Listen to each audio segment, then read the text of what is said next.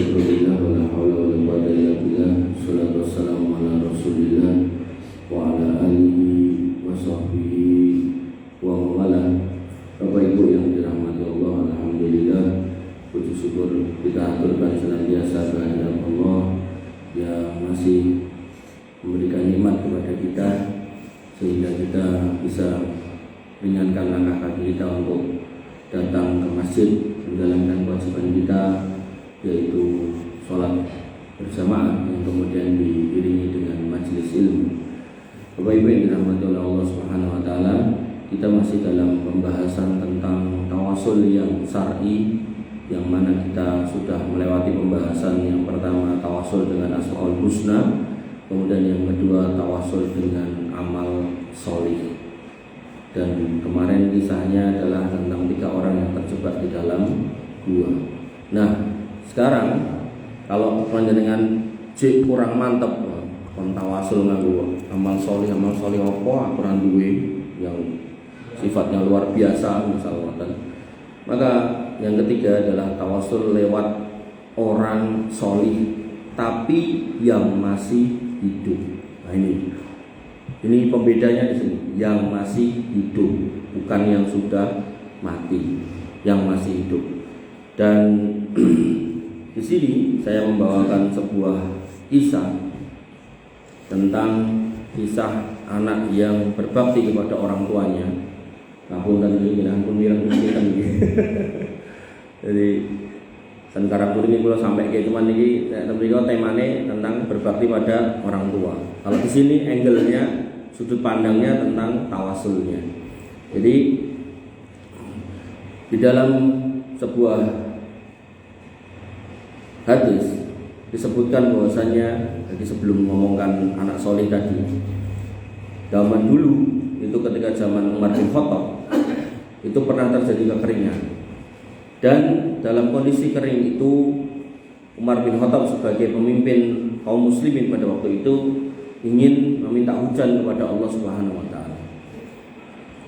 Dan Nabi Sultan Umar bin Khattab ngerti benar bahwasanya orang terbaik di muka bumi yang pernah hidup adalah Nabi Muhammad sallallahu alaihi wasallam. Tapi yang terjadi, beliau tidak mencari atau mendatangi makam Nabi sallallahu alaihi wasallam.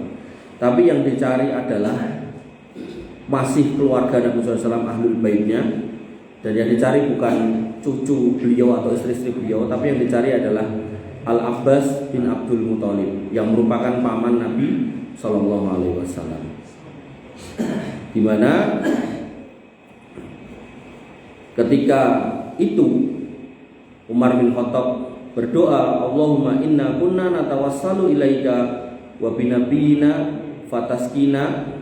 Ya Allah, sesungguhnya dulu ketika Nabi Muhammad itu hidup, kami bertawasul kepadamu melalui beliau waktu masih hidup. Kemudian fataskina, dan Engkau turunkan hujan kepada kami waktu itu. Wa inna, dan sekarang kami natawassalu ilaika bi ammi nabiyika faaskina.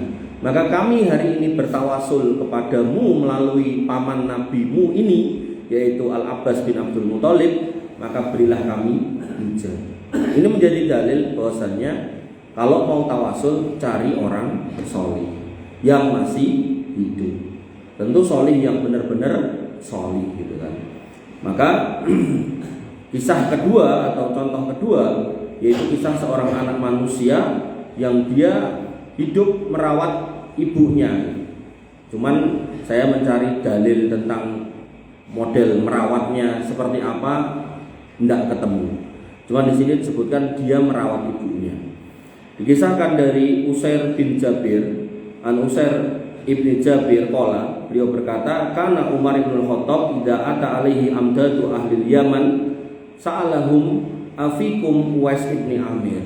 Kalau datang sekumpulan orang dari Yaman yang namanya Umar bin Khattab itu selalu bertanya, apakah di antara kamu ada orang yang namanya Uwais bin Amir? Kemudian hatta ata ala Uwais, sampai akhirnya setelah berkali-kali orang datang ditanya gitu kan, nggak ada, sampai akhirnya ada gitu.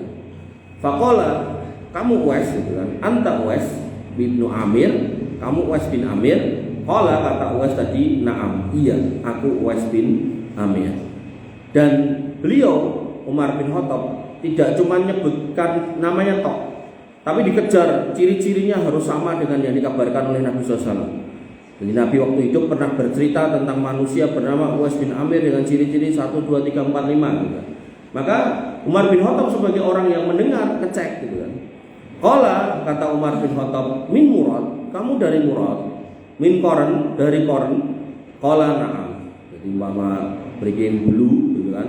Hulu masuk kelurahan Jaten. Kamu dari Karanganyar? Iya.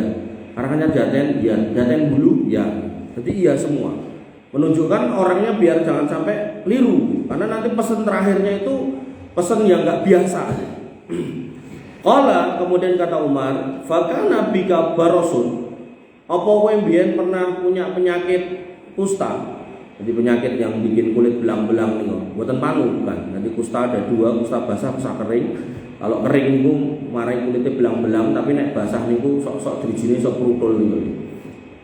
Nah, kemudian fabarrota minhu, terus kowe yo mari illa mau dia dirhamin, kecuali segede koin dirham. Kata Umar, Uwais, qala na'am, iya, saya pernah sakit kusta dan kemudian sembuh dan masih tersisa 1 dirham. Qala, kata Umar lagi, ngecek lagi, dipastikan lagi biar nggak salah orangnya. Laka walidatun, kamu punya ibu? Kemudian Uwais menjawab, qala na'am, iya, saya punya ibu. Qala, kata Umar bin Khattab, sami'tu Rasulullah sallallahu alaihi wasallam yaqulu, aku mendengar Nabi SAW bersabda, ya'ti alaikum Uwais bin Amir ma'a amdadi ahli Yaman. Akan datang kepadamu seorang laki-laki bernama Uwais bin Amir bersama dengan rombongan orang Yaman. Min Murad, dia dari Murad, summa min Koren, kemudian dari Koren, kana bihi barasun fabarra'a minhu illa maudhi'a dirhamin. Dan dia dulu pernah punya penyakit kusta dan disembuhkan oleh Allah dan disisakan segede koin dirham. Lahu walidatun, dan dia punya ibu. Wa huwa biha barun, dan dia kepada ibunya berbakti. Jadi di sini nggak disebutkan ibunya yang mendoakan Uwais, tapi disebutkan Uwais yang berbakti sama ibunya. Nah, nanti apa nih keistimewaan Uwais ini? Jadi ibunya cuma disebut sebagai orang yang mendapatkan kebaktian dari anaknya. Tidak disebutkan ibunya yang sering mendoakan anaknya. Jadi anaknya yang disebutkan anaknya yang penuh kebaktian kepada ibunya, bukan sebaliknya. Maka Nabi SAW mengatakan lagi, lau aqsama 'ala Allah, sekiranya orang ini yang namanya Uwais bin Amir yang berasal dari Yaman, dari Murad, dari Koren, yang dulu punya penyakit kusta sudah sembuh kecuali segede koin dirham, kalau sekiranya dia bersumpah menyebut nama Allah atas apa saja, la abarrohu, maka benar-benar akan terjadi. Maka kata Nabi SAW kepada Umar bin Khattab, fa inistata'ta, sekiranya mampu, bisa, memungkinkan, ayyastaghfira laka faf'al, kamu minta ampun kepada Allah melalui orang ini. Jadi jaluk ngapura ning Gusti Allah lewat wong iki, maka jaluk wae Umar. Padahal ketika kita memahami sirah yang benar, akidah yang benar, maka Nabi SAW mengatakan khairul quruni qarni summal ladzina yalunahu. Sebaik-baik masa itu masa ketika aku hidup, yaitu Nabi dan para sahabat. Kemudian setelahnya. Nah, para ulama sepakat kalau Umar bin Khattab itu sahabat. Dari kalangan sahabat, beliau termasuk 10 orang yang dijamin masuk surga. Dari 10 orang yang dijamin masuk surga, beliau termasuk khulafaur rasyidin yang cuma 4. Jadi keutamaan di atas keutamaan untuk Umar bin Khattab masuk harus diyakini oleh setiap muslim bahwasanya urutan manusia mulia setelah Nabi Muhammad SAW adalah Abu Bakar As-Siddiq, lalu kemudian Umar bin Khattab, lalu kemudian Utsman bin Affan, dan kemudian Ali bin Abi Thalib. Ini disepakati oleh kaum muslimin. Makanya kalau ada orang sampai menghina Abu Bakar, Umar bin Khattab, sampai mengatakan kafir, ini aneh, keislaman yang jelas bermasalah secara akidah.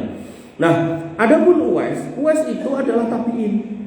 Karena Uwais beriman pada zaman Nabi, tapi nggak pernah ketemu dengan Nabi SAW. Dan para ulama sepakat bahwasanya keutamaan tabi'in seutama-utamanya tabi'in gak akan pernah mengungguli keutamaan sahabat. Apalagi sahabat yang 10, apalagi sahabat yang masuk dalam khulafaur rasyidin.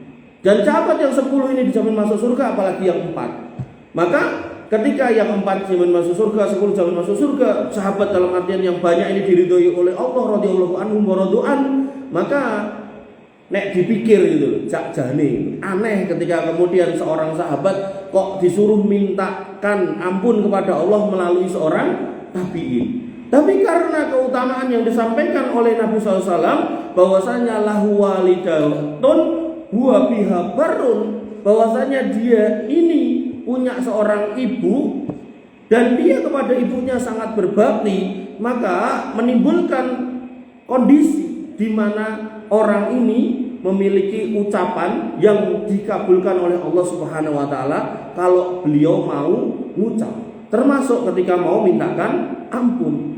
Makanya ketika kemudian Umar menemukan orang ini, kemudian beliau mengatakan fastaghfirli, mintakan ampun aku untukku kepada Allah tapi lewat kamu. Kemudian fastaghfaralahu, kemudian Uwais pun memintakan ampun untuk Umar bin Khattab. Faqala lahu Umar, kemudian Umar bertanya kepada Uwais,